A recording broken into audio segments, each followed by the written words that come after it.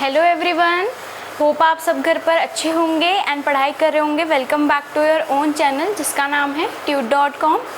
ये आपका fundamental unit of life का 4th पार्ट है। लास्ट पार्ट में हमने चीज़ें डिस्कस करी थी, न्यूक्लियस के बारे में, प्लाज्मा मेम्ब्रेन के बारे में, सेल वॉल के बारे में। ये सब लेक्चर्स जो हैं आ चुके हैं। अगर आपने वो लेक्चर अब तक नहीं देखे हैं तो यहाँ आई बटन आ रहा होगा, उस पर जाकर आप उन लेक्चर्स को देख सकते हैं। लास्ट लेक्चर में कुछ ऐसा टेक्निकल इशू आ गया था जिसकी वजह से वो लेक्चर कंप्लीट नहीं हो पाया था, तो उसका जो पार्ट रह गया था वो हम आज जो है पढ़ लेंगे। ठीक है, मैं वहीं से पढ़ाऊँगी जहाँ से वो स्किप हो गया था, वो लेक्चर रुक गया था। तो स्टार्ट करते हैं। ठीक है, हम पढ़ रहे थे साइटोप्लाज्म के बारे में। साइटोप्लाज्म क्या होता है? एक जेली लाइक सब्सटेंस होता है, एक लिक्विड फ्लूइड होता है जो कि कहाँ प्रेजेंट होता है? Within the cell. क्या होता है? जेली लाइक फ्लूइड होता है जो कि प्रेजेंट होता है विद इन द सेल। ठीक है, कलरलेस होता है। सबसे बड़ी बात, इसका कोई कलर नहीं होता, कलरलेस सब्सटेंस होता है। कलरलेस सब्सटेंस होता है जिसके अंदर सारे मेम्ब्रेन बाउंड ऑर्गेनेल्स रहते हैं। मेम्ब्रेन बाउंड मतलब जिनकी अपनी एक मेम्ब्रेन होती है। ठीक है, तो मेम्ब्रेन बाउंड ऑर्गेनेल्स जितनी भी होती है वो इसके अंदर रहती है। ठीक है, साइटोप्लाज्म के अंदर ही रहती है। साइटोप्लाज्म क्या होता है? Fluid between the plasma membrane and nucleus, जो उसके बीच में सारा फ्लूइड होगा। ये सारा, जैसे ये सेल है एक, ये न्यूक्लियस है, तो ये सारा जो फ्लूइड होगा, ये fluid substance, colourless jelly like substance, थोड़ा डेंस होता है ये, इसको हम कहते हैं साइटोप्लाज्म। ठीक है, अब इसके फंक्शंस की बात करते हैं कि ये क्या फंक्शंस परफॉर्म करता है। तो फर्स्ट फंक्शन तो बड़ा सिंपल सा होगा कि सारे मेम्ब्रेन बाउंड ऑर्गेनेल्स होती हैं उनको रहने के लिए स्पेस देता है। ठीक है, ऑर्गेनेल्स को रहने के लिए स्पेस देता है।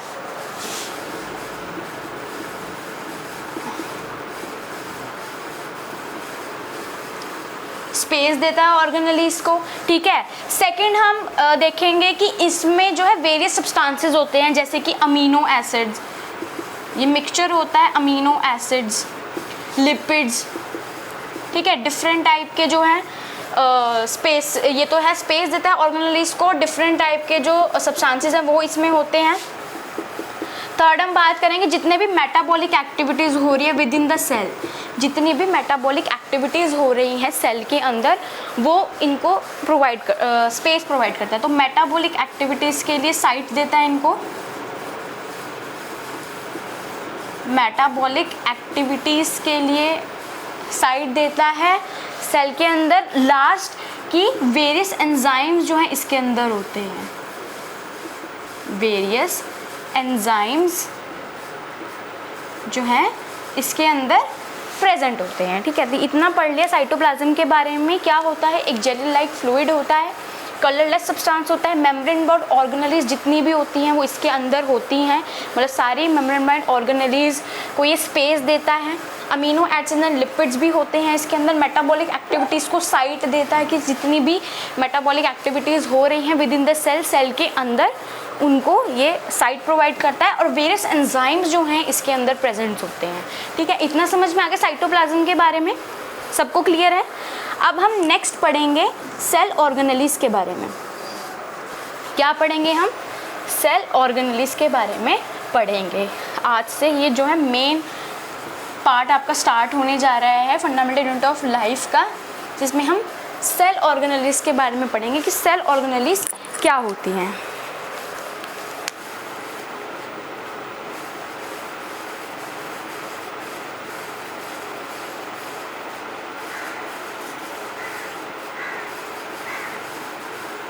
Cell means cell.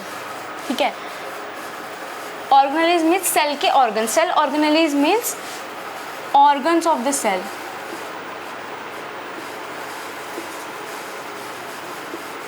ठीक है, जो डिफरेंट ऑर्गन्स होते हैं सेल के। अब हमारे ह्यूमन बॉडी के अंदर कितने ऑर्गन्स हैं, लिवर है, हार्ट है, किडनी है, स्टमक है, ये हमारे डिफरेंट ऑर्गन्स हैं। तो ऐसे ही जो सेल के अंदर ऑर्गन्स होते हैं जो डिफरेंट फंक्शन का परफॉर्म करते हैं, उनको कहते हैं हम सेल ऑर्गेनेलिज। ठीक है, इनमें क्या होता है, डिवीजन ऑफ लेबर होता है, डिवीजन ऑफ लेबर होता है। ठीक है, कैसे डिवीजन ऑफ लेबर, कि एक ऑर्गेनेली है वो अपना एक काम कर रहा है, एक ऑर्गेनेली है वो अपना एक काम कर रहा है, एक ऑर्गेनेली है वो अपना एक काम कर रहा है। ठीक है, पर डिफरेंट ऑर्गन जो कंपोनेंट्स होते हैं सेल के, जितने ऑर्गेनेलीज होते हैं वो अपना अपना काम खुद करते हैं। तो डिवीजन ऑफ लेबर की उन्होंने अपना काम जो है डिवाइड कर रखा है, बांट रखा है कि ये चीज़ तू परफॉर्म करेगा, ये चीज़ दूसरा ऑर्गेनेली परफॉर्म करेगा। तो ऐसे डिवीजन ऑफ लेबर हैं उनमें। ठीक है, तो सेल क्रोनोलॉजी स्टार्ट करने जा रहे हैं। फर्स्ट सेल क्रोनोलॉजी हम पढ़ रहे हैं ER। ER सबको पता है क्या होता है, एंडोप्लाज्मिक रेटिक्यूलम। एंडोप्लाज्मिक रेटिक्यूलम, पहले एक डायग्राम के थ्रू हम समझेंगे कि डायग्राम के थ्रू कैसा दिखता होगा एक स्ट्रक्चर। जैसे ये सेल है, ठीक है,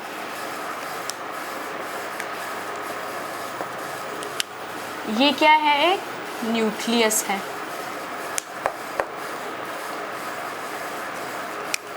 ये क्या है, साइटोप्लाज्म।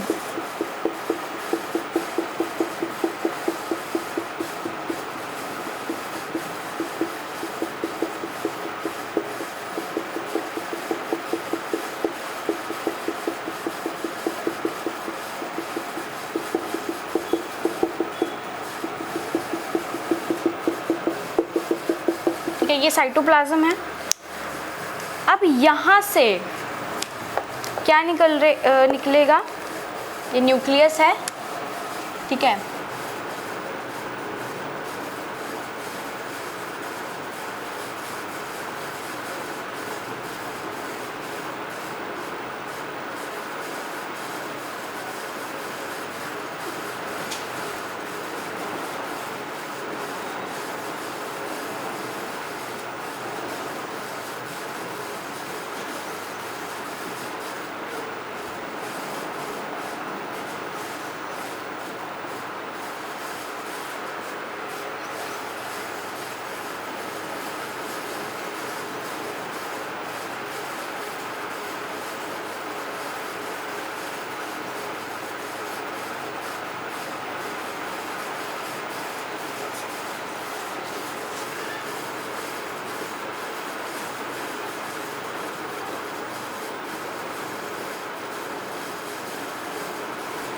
ठीक है, ऐसा कुछ थोड़ा सा स्ट्रक्चर होता है।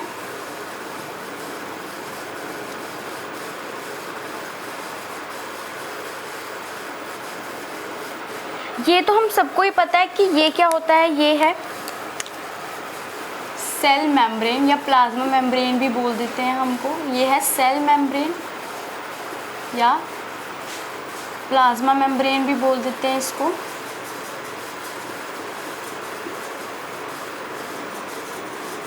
ठीक है, ये क्या है, न्यूक्लियस है। इसके अंदर क्या है, न्यूक्लियोलस है। ठीक है, ये क्या है, साइटोप्लाज्म है। इतना हम सब ने पढ़ लिया है पहले वाले लेक्चर्स में। ठीक है, अब ये नया स्ट्रक्चर जो ये कवर कर रहा है, मैंने आपको बताया था जब मैं आपको न्यूक्लियस पढ़ा रही थी कि ये जो होता है ये किसी ऑर्गेनेली की जो है मेम्ब्रेन होती है। तो ये कौन सा ऑर्गेनल है, ये है ER, that is endoplasmic reticulum. Endoplasmic reticulum. ठीक है, ये जो है एंडोप्लाज्मिक रेटिक्यूलम है। अब ये कौन सा पार्ट है, ये भी ER है, ये भी क्या है, एंडोप्लाज्मिक रेटिक्यूलम है। बट एंडोप्लाज्मिक रेटिक्यूलम जो एक ऑर्गेनेली होता है वो 2 टाइप्स का होता है। एक रफ एंडोप्लाज्मिक रेटिक्यूलम जिसको हम RER बोलते हैं, और एक स्मूथ एंडोप्लाज्मिक रेटिक्यूलम जिसको हम SER बोलते हैं। ये क्या है, smooth endoplasmic reticulum, smooth ER, smooth ER। ठीक है। तो अब डिफरेंस क्या होता है, हम एंडोप्लाज्मिक रेटिकुलम के बारे में पढ़ेंगे, बट पहले समझ लें कि कौन से दो टाइप के एंडोप्लाज्मिक रेटिकुलम होते हैं। तो RER होता है रफ एंडोप्लाज्मिक रेटिकुलम। क्या होता है? रफ। नेम ही सजेस्ट कर रहा है रफ। रफ मीन्स थोड़ा खुरदरा सा, रफ इसका सरफेस होता है, ठीक है। तो इसका जो रफ एंडोप्लाज्मिक रेटिकुलम होता है इसका सरफेस होता है रफ, और स्मूथ एंडोप्लाज्मिक रेटिकुलम होता है उसका सरफेस होता है स्मूथ। कैसे रफ होता है RER का? क्योंकि इसके सरफेसेस पे राइबोसोम्स अटैच होते हैं। क्या होते हैं? Ribosomes attach. इसीलिए जो रफ एंडोप्लाज्मिक रेटिकुलम है उसकी अपीयरेंस, उसको देखने में जो है वो रफ लगती है, क्योंकि उसके सरफेसेस पे एंडोप्लाज्मिक रेटिकुलम जो है वो अटैच होते हैं, ठीक। सॉरी उस RER के सरफेसेस पे राइबोसोम अटैच होते हैं, राइबोसोम्स अटैच होते हैं, ठीक है। सारे यहाँ पे जो है राइबोसोम्स अटैच करेंगे। राइबोसोम्स क्या होते हैं अभी आगे हम पढ़ेंगे कि राइबोसोम्स क्या होते हैं। छोटे से ग्रैनुलर स्फेरिकल स्ट्रक्चर होता है इनका, जो कि प्रोटीन सिंथेसिस में हेल्प करते हैं। जितना भी प्रोटीन हम इंटेक करते हैं उसकी सिंथेसिस में जो है ये हेल्प करते हैं, ठीक है। तो ये रफ क्यों है? क्योंकि इसके सरफेसेस पे क्या है? राइबोसोम्स अटैच हैं, ठीक है। अब स्मूथ एंडोप्लाज्मिक रेटिकुलम क्यों स्मूथ है? क्योंकि ये जो इसके सरफेसेस पे जो है कोई भी राइबोसोम अटैच नहीं है, ठीक है। दो टाइप के हमने ER पढ़ लिए, that is rough endoplasmic reticulum and smooth endoplasmic reticulum. Rough वो क्यों है? क्योंकि इसके सरफेसेस पे राइबोसोम्स अटैच हैं, एंड स्मूथ इसलिए क्योंकि इसके सरफेसेस पे कोई भी जो है राइबोसोम अटैच नहीं है, ठीक है। अब मैंने बताया था जब हम पिछले लेक्चर में पढ़ रहे थे कि सब ऑर्गेनेल्स जो है मेम्ब्रेन बाउंड होते हैं। यूकैरियोटिक सेल में सारे जो ऑर्गेनेल्स होते हैं मेम्ब्रेन बाउंड होते हैं। मेम्ब्रेन बाउंड मीन्स कि उनकी अपनी एक मेम्ब्रेन होती है। तो ऐसे ही जो ER है वो भी एक मेम्ब्रेन बाउंड ऑर्गेनेली है, ठीक है। मेम्ब्रेन बाउंड ऑर्गेनेली है,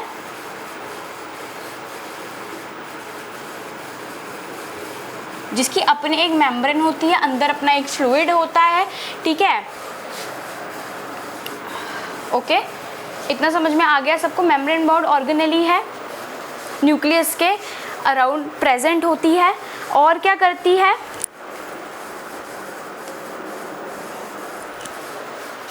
और क्या करती है?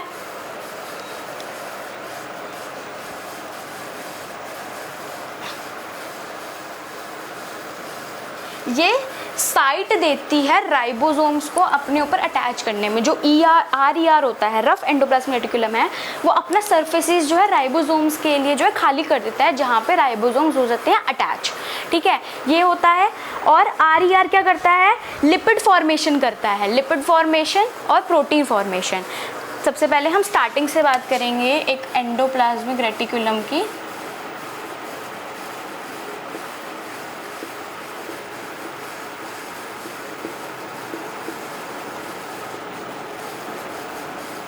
कि ये एक मेम्ब्रेन बाउंड ऑर्गेनेली है,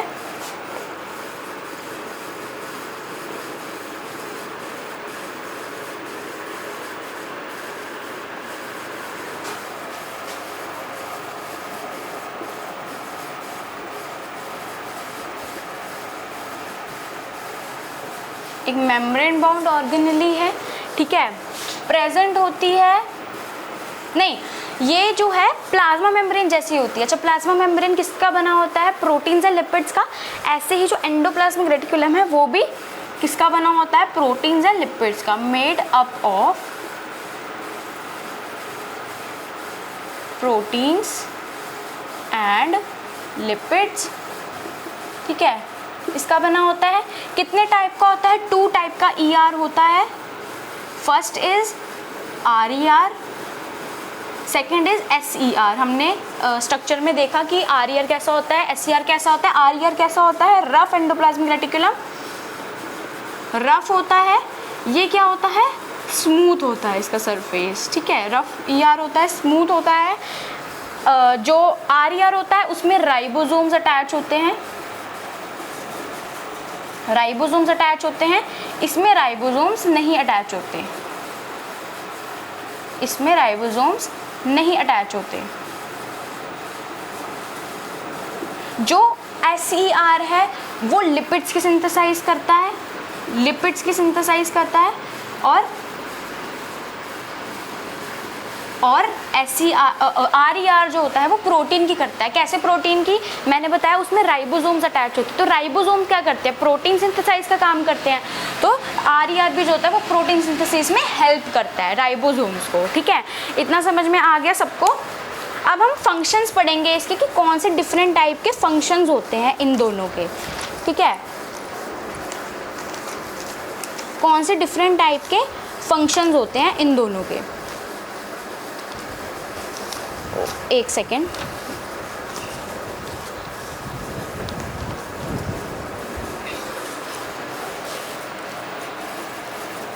कौन से फंक्शंस होते हैं इन सब के, मतलब किसके? एंडोप्लाज्मिक रेटिकुलम के। तो सबसे पहला फंक्शन होता है कि ये फ्रेमवर्क प्रोवाइड करता है एक सेल को।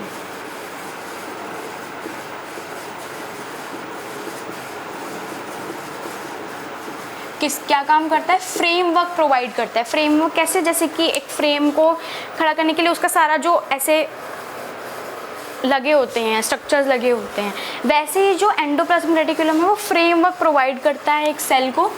ठीक है, फ्रेमवर्क प्रोवाइड करता है। डिफरेंट एंजाइम्स जो होते हैं, ये लिपिड्स की जो सिंथेसिस है, लिपिड्स एंड प्रोटीन की सिंथेसिस करता है।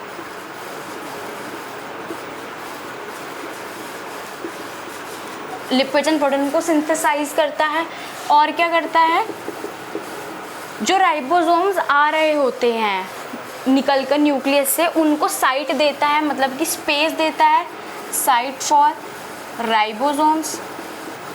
ठीक है, ये क्या करता है? RER करता है ये तो। और SER का हम क्या बोलेंगे कि डिटॉक्सिफिकेशन करता है।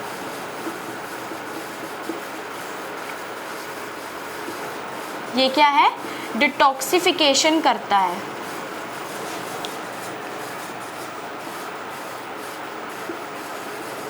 लिवर्स के सेल के साथ मिलके जो है स्मूथ एंडोप्लाज्मिक रेटिकुलम जो डिटॉक्सिफिकेशन करता है हमारे सेल्स की, हमारी बॉडी की। ठीक है, अब एक छोटा सा यहाँ पे टॉपिक है कि यहाँ पे मैंने बात करी लिपिड्स एंड प्रोटीन्स की। ठीक है, लिपिड्स एंड प्रोटीन्स की यहाँ सिंथेसाइज हो रही है। क्यों हो रही है सिंथेसिस इनकी मेम्ब्रेन बनाने के लिए। तो वो प्रोसेस जिसमें लिपिड्स एंड प्रोटीन्स का यूज़ करके मेम्ब्रेन बनाई जाती है उनको कहते हैं सेल बायोजेनेसिस। ठीक है, क्या कहते हैं हम? Cell biogenesis. ठीक है, सेल बायोजेनेसिस, जिसमें हम lipids and lipids and protein को यूज़ करके सेल मेम्ब्रेन बनाते हैं। लिपिड्स एंड प्रोटीन्स को यूज़ करके क्या बनाते हैं? सेल मेम्ब्रेन बनाते हैं। तो उस प्रोसेस को हम कहते हैं सेल बायोजेनेसिस। ठीक है, ये आपकी NCERT में मेंशन्ड है, इंपॉर्टेंट टॉपिक है। सेल बायोजेनेसिस आपको क्वेश्चन आ सकता है 1 मार्क में। तो आप क्या करोगे कि लिपिड्स एंड प्रोटीन्स से मिलकर जो हम एक मेम्ब्रेन बनाते हैं उस प्रोसेस को हम कहते हैं सेल बायोजेनेसिस। ठीक है, इतना समझ में आ गया? हमने ER के बारे में पढ़ लिया। 2 टाइप्स की ER होते हैं। ठीक है, 1 is rough, 1 is smooth. Rough क्यों होता है? क्योंकि उसके सर्फेसिस पर राइबोसोम्स अटैच होते हैं। एंड स्मूथ इसलिए क्योंकि उसके सर्फेसिस पे कोई राइबोसोम अटैच नहीं होता है। उसके बाद हमने फंक्शंस पढ़ लिए इसके कि फ्रेमवर्क प्रोवाइड करता है एक सेल को, लिपिड्स एंड प्रोटीन की उनको सिंथेसिस करता है, साइट फॉर राइबोसोम्स है। ये RER जो है साइट देता है, मतलब उनको स्पेस देता है राइबोसोम को अटैच होने में। और जो SER है वो डिटॉक्सिफिकेशन करता है हमारे सेल्स की, हमारी बॉडी की। इतना समझ में आ गया सबको? अब हम पढ़ेंगे राइबोसोम्स के बारे में कि हमने पढ़ा कि राइबोसोम्स RER पे अटैच होते हैं। तो राइबोसोम्स क्या होते हैं? बहुत इजी है। राइबोसोम, ठीक है, राइबोसोम्स होते हैं स्मॉल स्फेरिकल मतलब गोल। ठीक है, स्फेरिकल का मतलब एक बॉल लाइक। ठीक है, spherical structures that are attached to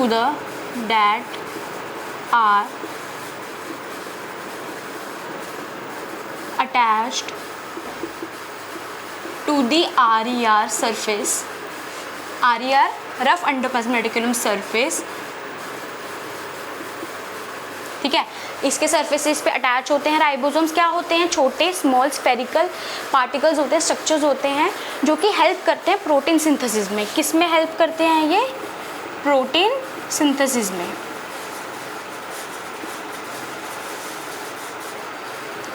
protein synthesis में हेल्प करते हैं राइबोसोम्स, ठीक है। छोटे पार्टिकल्स होते हैं, इनमें लिपिड्स प्रेजेंट नहीं होता है, ठीक है। लिपिड्स जो है इसमें प्रेजेंट नहीं होता है, नो लिपिड्स। और किस में प्रेजेंट होते हैं? बोथ यूकैरियोटिक और प्रोकैरियोटिक सेल में, both prokaryotic and eukaryotic cell में, ये दोनों में जो है प्रेजेंट होते हैं, ठीक है। प्रोकैरियोटिक में भी होंगे जिसमें जो न्यूक्लियस होता है वो नेक्ड फॉर्म में होता है, सर्कुलर फॉर्म में होता है, उसमें भी राइबोसोम्स होते हैं। और यूकैरियोटिक सेल में भी जो है राइबोसोम्स प्रेजेंट होते हैं। फंक्शन समझ में आ गया कि प्रोटीन सिंथेसिस में हेल्प करता है, इससे ज़्यादा कुछ नहीं करता, ठीक है। सारे राइबोसोम भी है एक इम्पॉर्टेंट रोल प्ले करता है प्रोटीन सिंथेसिस में। अब हम स्टार्ट करने जा रहे हैं नेक्स्ट ऑर्गेनेली, जो कि ER जितना ही जो है इम्पॉर्टेंट है, वो है गोल्जी बॉडी या गोल्जी अपरेटस भी बोलते हैं हम उसको। सेल में प्रेजेंट होता है,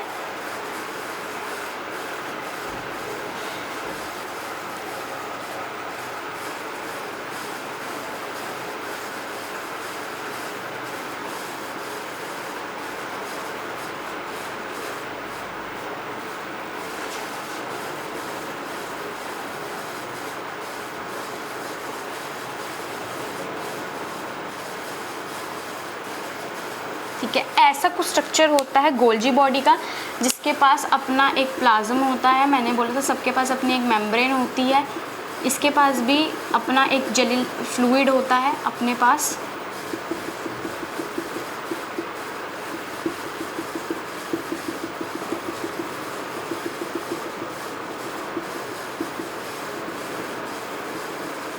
मेम्ब्रेन बाउंड है ये ऑर्गेनेली भी।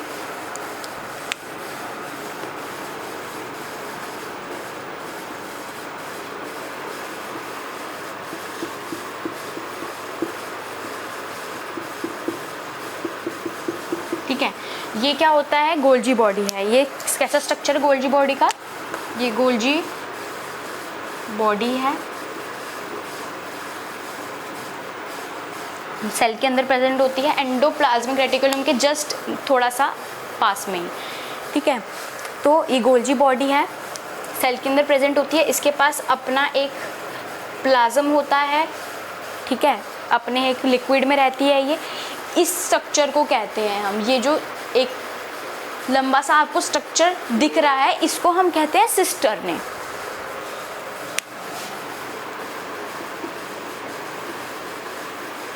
इसको क्या कहते हैं हम? सिस्टर्ने। इनको कहते हैं वेसिकल्स, ठीक है, वेसिकल्स कहते हैं, इसको कहते हैं सिस्टर्ने। तो ये स्वलन पार्ट है ना, ये क्या है? स्वलन पार्ट है एक गोल्जी बॉडी का, सिस्टर्ने कहते हैं। ये पूरी बॉडी है इसकी, ये गोल्जी बॉडी है,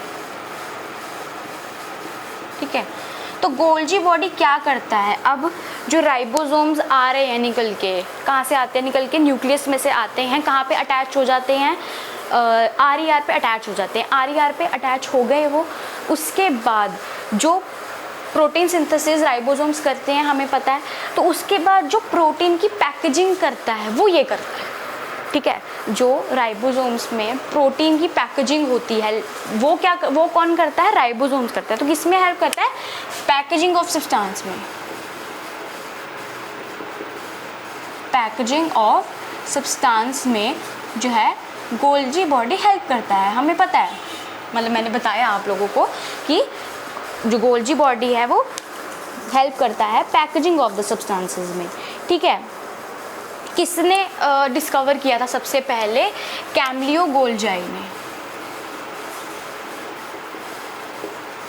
कैमलियो गोल्जाई ने 1898 में सबसे पहले इसको डिस्कवर किया था और सिर्फ डिस्कवर किया था। उसके बाद हमें इसका फंक्शन पता चला था कि ये जो है प्रोटीन पैकेजिंग में हेल्प करता है सब्सटेंसेस के, ठीक है, पैकेजिंग में हेल्प करता है। इतना समझ में आ गया सबको? अब जब ये प्लांट सेल एनिमल सेल में होगा तो इसको गोल्जाई बॉडी बोलेंगे, बट प्लांट सेल में क्या होता है, इसकी बहुत सारी सब यूनिट्स होती हैं। बहुत सारी क्या होती हैं? सब यूनिट्स होती हैं। किसमें? प्लांट सेल में। अगर एक प्लांट सेल में इसकी बहुत सारी सब यूनिट्स प्रेजेंट है तो उनको हम कहते हैं डिक्टोसोम्स।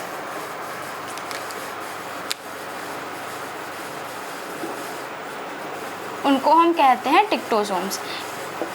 कि प्लांट सेल में अगर ये बहुत सारे सब यूनिट्स में हैं, फ्रीली मूव कर रहे हैं अक्रॉस द सेल या विद इन द सेल, उसको हम कहते हैं डिक्टोसोम्स। इसे प्लांट के लिए ही है कि प्लांट में जो इसके बहुत सारे सब यूनिट्स होते हैं उनको कहते हैं हम डिक्टोसोम्स, ठीक है। इतना समझ में आ गया?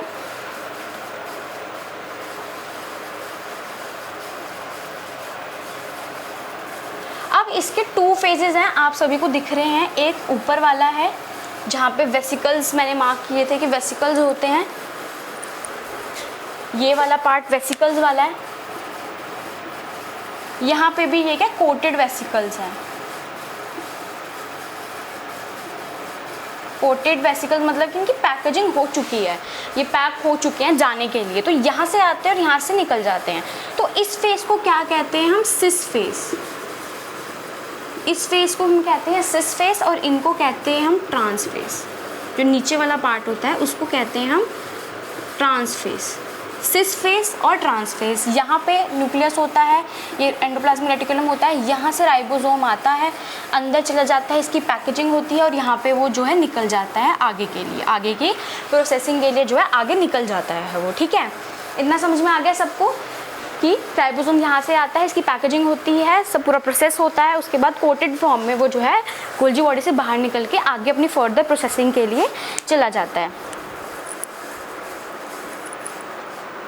ठीक है। इतना समझ में आ गया? गोल्जी बॉडी पढ़ लिया हमने, एंडोप्लाज्मिक रेटिकुलम पढ़ लिया। अब है एक छोटा सा ऑर्गेनेली जो कि बहुत एक इम्पॉर्टेंट रोल प्ले करता है एक सेल में, वो है लाइसोसोम्स। आपने सबने सुना होगा या पढ़ा होगा अपनी बुक्स में लाइसोसोम्स।